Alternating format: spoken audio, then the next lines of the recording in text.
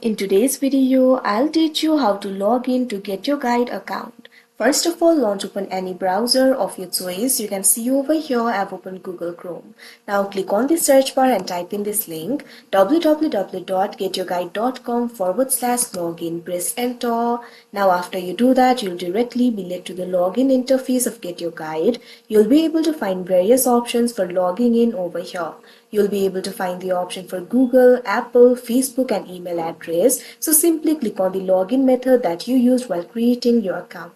I created my account using the email address, so I'm just going to enter my email address over here. So click on the field of email address. Now what you have to do is enter the correct email address over here. Now after you enter the email address, what you have to do is click on this option, continue with email, that you can see on the screen. Now you can see over here you'll have to enter your password in order to continue, or instead of that you can also click on this option, email me a login link. If you click on it, a link will be provided via the email address. All you have to do is click on that link and you'll be logged into your account. But if you want to enter your password, simply click on the field of password and enter the password over here. If you have forgotten your password, you can also click on this option, forget your password, in order to recover it. Now after you enter the password, click on the login option that you can see on the screen. Now wait for a while.